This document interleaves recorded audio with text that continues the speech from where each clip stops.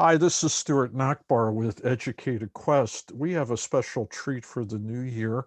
With me is Matthew Lepine. He is a junior at Providence College, majoring in psychology. But the reason we're having this conversation is not because he's a student, but he is also a distance runner in track and a cross country runner. His sport covers a full school year. That's pretty brave.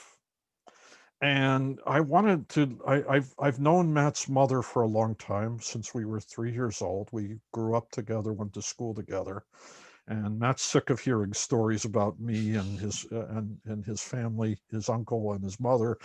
But I was curious because I meet many high school students and parents who are interested in athletics, and I wanted to talk about a sport you don't hear about very much, and you don't hear about it at a professional level, and you only hear about it maybe every 4 years when the Olympics are happening.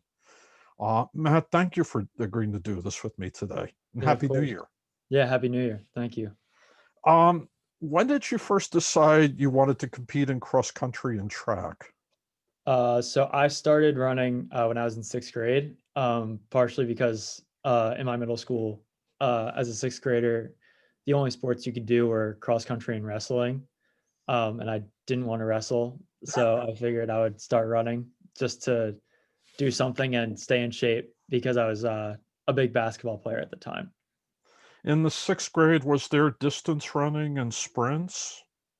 So at my middle school, it was just cross country. So it was only in the fall.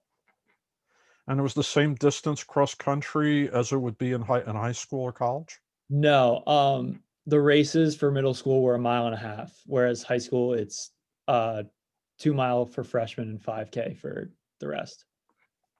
And you went on to high school, after middle school, and you competed for Middletown High School South in central New Jersey. Yeah. Um, when you're competing, are you competing in dual meets in these events or against several schools at one time? There's both. So um there's like divisions in like the shore conference, and we would have dual meets against other teams in our division. But then there would also be like big invitational meets with like 10, 20, 30 teams, like depending on the size, like there's meets I did where there was like 2,000 kids running at the meet. So yeah, there's meets of all sizes during the year. 2,000 kids, not all in the same race, right? No, that meet was separated into like 8 different races. Yeah. So in 8 races, you'd have over 200. Roughly speaking, yeah, something like that. And where did you have to finish in those to advance? So that was just a big invite meet. There's no advancement, but to medal, I think it was like top 20, top 25, something like that. And each of you contributes points on a team? Yeah. Yeah, to our team score. Yeah, How cross country, it's the lowest score wins. how soon did you realize that you could compete in college? Um when I was in 8th grade, my middle school coach would always talk about how there's not a lot of like cross country and track runners that move on to college, so it's like one of the actually not easier sports, but like it's not like football or basketball or anything like that where it's like super hard to get into even though the rosters are bigger. Whereas cross country and track runners that move on to college, it's much less common. So I thought about that. I was like, okay, like maybe I could do this. And then once my freshman year ended, I was one of the best freshmen in the state. And I was like, I think I can do this through college. So I quit basketball at the time and I just solely focused on running to try and get to the college level. Now, in high school, what would a training routine be? So we would have practice every day after school. We would do like our like easy, like just like normal, like go out for a run on Monday, Wednesday, Friday. And then Tuesday, Thursday after school would be like our workout days where we would like do hill workouts or a track workout or like a road, like tempo run, or do like 3 miles at a certain pace or something like that. And then Saturday would be like our long run, which could be like 10 miles or something like that. Now, among the people you knew, let's say in the sixth grade, and then maybe people you knew in the ninth grade, were most of them still on running with you when you were a senior? Nope, not even close. My middle school cross country team was pretty big. Like I had a lot of friends did it for this like same reason I did in sixth grade, like to get a sport in. And I had friends with me that did in eighth grade. And then freshman year of high school, it was, I think, four of us that were on the middle school team in eighth grade that went on to do it in high school. And then um, by the end of senior year, I think it was still four, but the kids were mixed around. It was like a different kid from a different middle school was on the team as a senior. And what led people to give up? People, um, partially because a lot of people just don't like running. Generally speaking, they think running is a pain. Um, but they either had other sports or they just, yeah, they just didn't want to do it anymore. They weren't like, they didn't think they were good enough at it. Yeah, basically just like they didn't really want to do it. Now, you were recruited by at least three schools.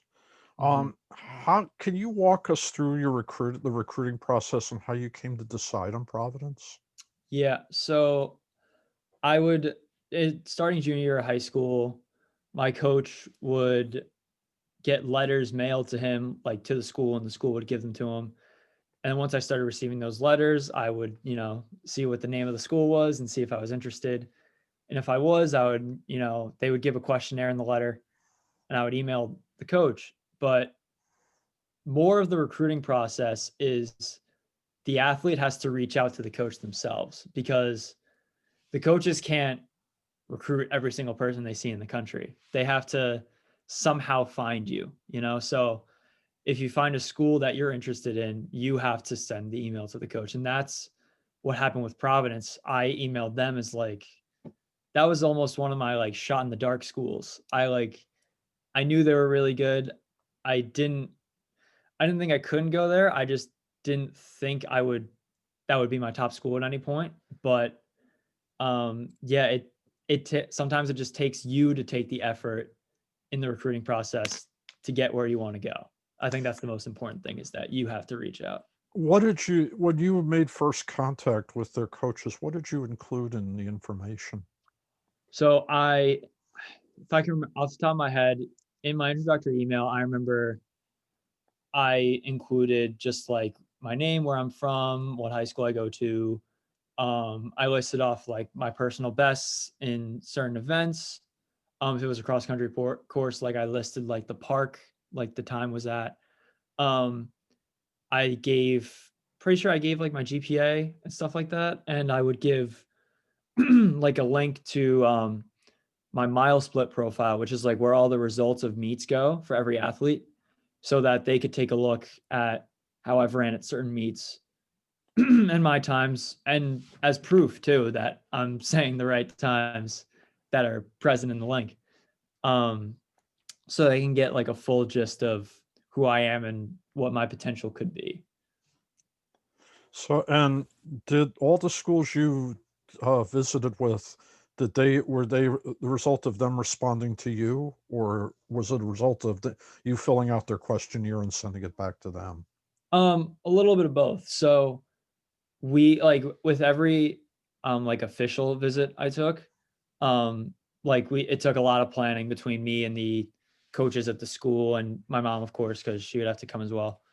Um, but it also like in the beginning, most if not all schools have you fill out a questionnaire just to have something in plain simple writing instead of like a long email, and they have it in like certain files and stuff like that. So yeah, just a little bit of both of those things. And you were already registered in the NCAA's eligibility center, Yes, yes, I was. and you visited how many schools? So I took in like the recruiting process, they have like official visits, and each athlete gets a maximum of five. An official visit means like you have like a kid on the team as your host, and you like stay over for 2 nights, and you have like itineraries and like a budget and stuff like that. Um, so I took three official visits, and I took like a tour of UConn. I just looked at the school on my own. Um, But yeah, I took my official visits to Iona College, Bucknell, and Providence College. And how did you come to decide on Providence? So with the three schools, Bucknell is like a very strong academic school, and they have like a decent running team. Like I know guys that run there, really good guys, really good runners. Um, Iona College is like really, really good running team, like one of the best teams in the Northeast. And the academics aren't as great. It's not a great academic school, but it's a good school. I mean, I know kids that go there. I have a lot of friends there. It's a good school. And Providence was just like before I even saw the school, it was just the perfect balance of both, where it was like a really good team, like one of the best teams in the Northeast with one of the best coaches in the world for running, and the head coach, and a really good academic school. Um, and then once I got there, um, like the coaches were really nice to me. The team was really nice. The campus was beautiful. You know, it's a small camp. It's a small school. There's only 4,000 kids, but the campus doesn't feel small. You know, like it doesn't feel like you're trapped, even though it's just one square. You know, you feel like it's a big campus, it's spread out.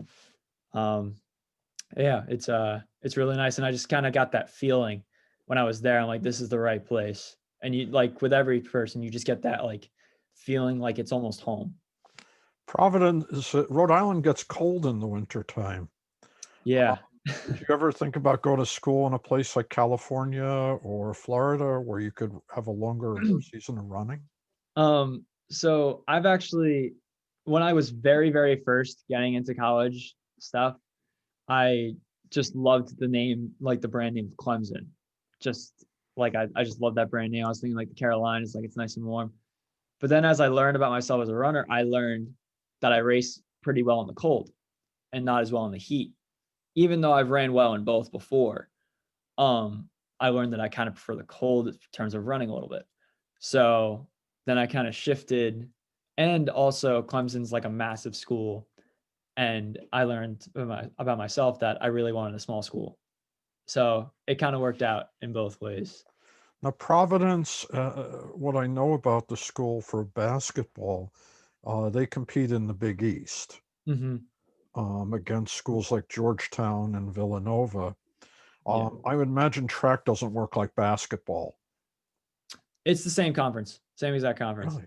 Yeah. Yeah. Big East Conference. It's a really good conference too. So really But you didn't competitive. have to run at Crichton.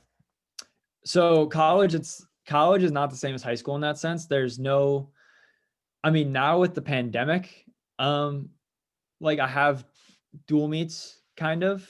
Um, but yeah, because with the Big East, you know, Creighton's all the way in Nebraska. So we wouldn't travel all the way to Nebraska just to run against Creighton. It's kind of different like that because you only get so many races.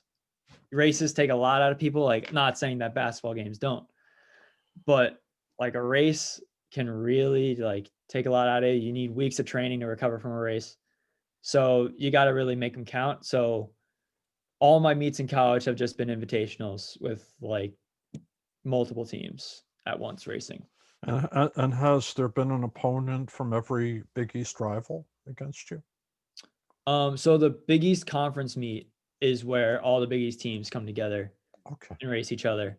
Invitationals, like I've seen Georgetown invitationals before, like I've seen Villanova and stuff before.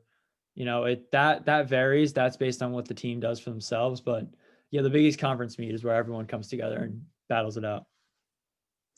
And how did the team and the college help you get settled for your freshman year and during your freshman year? Yeah. So when I first got there, we had like 3 nights of like team bonding dinners and stuff like that, kind of to welcome us in and get oriented with the team, and I like ask any questions about how the school works. And the school has great services. They have like an office of academic services with, they have staff that's like in charge of like our team and making sure everyone's GPA is okay. So that staff is really helpful, and there's like there's like an athlete like lounge kind of. It's like almost like a mini library where we can just do our work and we get like free printing and stuff like that. That's a nice perk. But yeah, everyone was really helpful. Like if they ever had any questions or anything like that. Like if guys had professors in the past, they could like help you how to like be in that class and stuff like that. And I think mostly it was just the guys were like extremely helpful. And you roomed with people on the team? Yes, yes. Did the My coaches fresh want it? Do the coaches want it that way, or is that your choice? No, yeah, the coaches, I think this goes from like most, if not all schools, the coaches want it that way just because the normal college life is vastly different from the student athlete life. Um, you can't really do any of the same things that they do. Um, so yeah, the athletes kind of stick together. Does Providence have athletes housing? No, not specifically. So we just live in whatever dorm buildings work best. So the person in the room next to you could have been two people who were not athletes, Right, right. and everybody got along fine. They Yeah, yeah, yeah. No, the team is filled with great guys. and did the academics become easier? Yeah. So my freshman year, I had probably a little bit of a different experience because my first semester, the college had like a placement exams for certain subjects for like math and like a foreign language. So I was placed in classes that I actually already took in high school, even though college level they were like a little harder. Um, the subject was similar. So my first semester was a little easier, which was kind of nice. It was like a warm semester. But then my second semester of freshman year got really hard. I didn't take my foot off the gas, but I was a little too relaxed. So that semester I learned that like college is a real grind. So once I got that, like got that grind down, I'm very used to it now. And if you learn how to manage your time, everything will go really smoothly. Was there a shock when the coach hands you a training schedule or tells you a workout schedule and the things are amped up from what you did in high school? At first, yeah. So my freshman year, one thing for instance, I started getting assigned to do 2 runs a day. So at first I was like, okay, like this is tough. Like I don't know how I'm gonna do this. But now as a junior, like I've gotten really used to it. Like it's actually way easier than I thought. And I've gotten a lot better from it actually from my freshman year. And I've seen some numbers and I'm like, whoa, like what is this? But yeah, everything's become a lot easier. Once I get used to things, I just keep saying to myself, like, I can do this. Like it's fine. And you always kind of got to persevere no matter how hard things get. You just got to know that you can do it. You compete in a year without a pandemic, you would compete from the start of school to the end of school. Mhm. And a football player at another school, for example, football season's over before the spring semester starts. What is it like managing the time between competing and an academic schedule? Yeah. At first it was pretty hard. Because practices, if I had two a day, normal practice is like 2.5 hours, like the longer practices. And then if I had to get up really early in the morning to get like the first run in, if I have 2 runs, that takes like hour and a half out of my day too. And then I have 6 hours of classes and homework and stuff, that's almost 10 hours of your day. And then you only really have the night to kind of like calm down a little bit. So, like even home here too, like I have a specific routine with my classes too. Like I was just pretty much stuck here, so your social life takes a little bit of a hit, but luckily the team aspect at school is enough of a social life for me where I have 15, 20 friends that I'm really close with, where even though I have other friends outside of my team, of course, home and at school, it doesn't, like the fact that I don't see them as much, it's not fun, but I have a reason for it and I'm having fun doing it. So it's a little bit of a sacrifice, but in the end it'll be worth it. And then, whenever I finish up, I'll go back to that and things will be fine. But yeah, the time it's hard, but again, I've said like if you get the managing your time down, everything will go really smoothly. You're a psych major, right? Yes, yes. Do you have a minor as well? Or No, no, I do not. if you had a major that had a lot of labs, would it have been more difficult? So, yes, I actually do have labs in my psychology major. I had one last year during my sophomore year, I had 2, and then I have 1 this upcoming semester. But yeah, the labs are really extensive. The periods are like 3.5 hours. And I know guys that are in bio labs, some would have them like 6 PM to 9:30 PM. Like, it's, like, really extensive and challenging. Like, I don't know how they do that, honestly. But yeah, luckily my labs were in the morning with like, and I wasn't really busy the rest of the day, so I had a lot of time to set aside for that. But yeah, the labs definitely make it harder because it's with the labs too, you have a lecture to go along with it. So it's basically like you have an additional class. So it makes things harder. Absolutely. Over the course of the time you've been studying psychology, have you found relationships between psychology and being an athlete?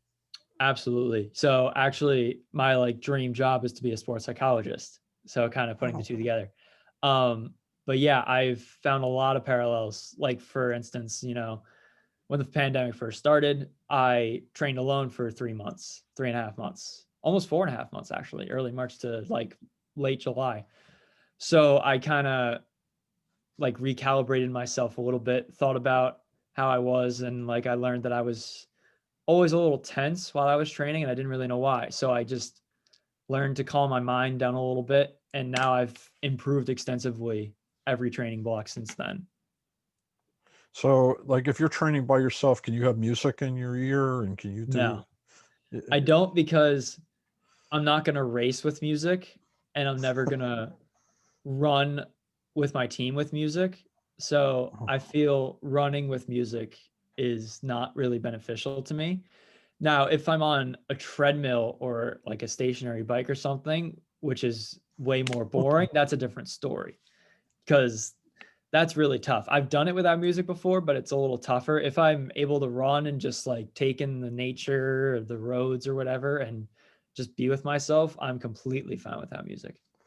Well, have you watched football and basketball games where there've been recorded cheering but no fans in the Yeah. stands? Yeah. Watched a What lot. if, instead of music, what if it was people cheering as if you were about to finish your race? Yeah.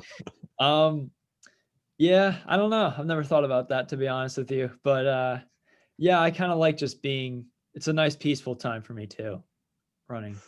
Aside from running by yourself, what other things changed because of the pandemic? Um, so just generally I changed my eating habits a little bit too. Like I took a lot of time to really think about like what I was doing and what I should be doing. So like I've stopped snacking like completely. The only time I eat is for like meals. Like I'll eat breakfast, 2 lunches, and a dinner. Um, so and I've like I've always been really good with my sleeping habits. Like I would go to bed at like 9 o'clock in high school. Like I would just be ready for bed and I would just go to bed. So I don't go to bed that early now, but I try to get at least 8.5, 9 hours of sleep every night.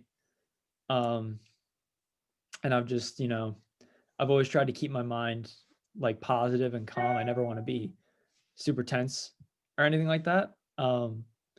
But otherwise, I've always been fairly disciplined with my running, and I think in college that's arguably the most important thing is you have to be disciplined, and if you get a routine, you have to stick to it. And I did that in high school, but I've really learned that now as I've taken leaps and bounds I didn't know I could take. Does Providence have a nutritionist? Yes, yes. I went to her a few times when I was a freshman because I had low vitamin D. So like she obviously gave me a supplement and I've taken that ever since. And yeah, she helped me a little bit with my diet. I don't see her anymore, but she was really nice. It was a good help. Do you know how to cook? Yeah, actually one of my summer jobs is like grilling and stuff. So So you stayed away from the burgers with the heavy cheese on them, I guess. not necessarily. I actually had a burger yesterday, funny enough. But yeah, no, I just, I don't I obviously eat pretty healthy, but I don't, I'm not like a vegan or vegetarian or like anything like that. I don't like restrict myself in that sense. I don't really think that's necessarily good for you because as a runner, you have to eat a little more since you're losing so much weight at a time. So I feel like doing something like that isn't really beneficial to you. I feel like you'll just be malnourished. In a big invitational, you would run more than once, right? Some guys do. I usually wouldn't because in high school I only ran 2 races once and I like did the mile and 2 mile, but the 2 mile I kind of did as like a workout style. I wasn't really racing. I kind of did it just to shake out my legs a little bit. But there are guys that double and triple, but those are usually like the mid distance guys who do like the mile or the 800 or the 400 or something like that, because those are like obviously very hard events, but they're a little bit shorter. So, um, yeah, I never really doubled because I was always like a 2 miler or 5K guy now, or I'll be racing the 10K outdoors when it comes about. So I normally wouldn't, but I see guys do it all the time. Now you lost the spring season earlier this year. You've lost the fall, I did this past fall, yes. and how are things going to work for the winter and the spring in So 2021? yeah, for this winter, the NCAA is having a winter cross country season because um, more than half the conferences backed out of the fall sports, so they didn't hold an NCAA championship, even though there were select few conferences that raced in the fall. So they're doing winter cross country, and I think they are mixing in some winter track in there. I don't have a full, synopsis of how that's going to work, but I know I have races scheduled for both. Um, so it'll be really interesting. I'm really excited for it. Now, Providence gave you a scholarship, right, to help cover your Um, costs? I don't have an athletic scholarship actually. I have an academic scholarship. And does that help cover most of the expenses? Yeah, yeah. I have some financial aid as well. Um, Okay. but yeah, I think it's helped. I'm vying because like that you can run well enough, to earn money. So I'm trying to get there, but we'll see what happens. What would you like to do after you graduate besides run to earn money? um, so with the cancellation of this past fall, I have leftover eligibility for the NCAA. So in the winter, I believe they are keeping the eligibility whether you compete or not. I'd have to double check that. So I would hopefully look to use that in graduate school. I'm going to go to graduate school regardless to either study sports psychology or psychology in general or another specific field. But yeah, I hope to use my remaining eligibility, however much is left, um, at either Providence or at a different school. I'm not 100% sure yet, but that's my plan. So could you stay at Providence for an advanced degree? I could, yeah. What a lot of guys do is, um, they get an MBA. Um, it's like a 1 or 2 year program, so that's definitely a thought in my mind. Um, even though I'm not a business major, like you could still do that. So yeah, I'll have to play things by ear, see how things go. But yeah, it's definitely a thought in my mind. And what connections would you like? Are there connections you'd like to keep with your sport after you finish college? Um, do you mean like teammates based or competitors or like Coaching, competing in some way. yeah, yeah. My coaches have been great support systems for me. My head coach actually like coaches professionals, which is really cool.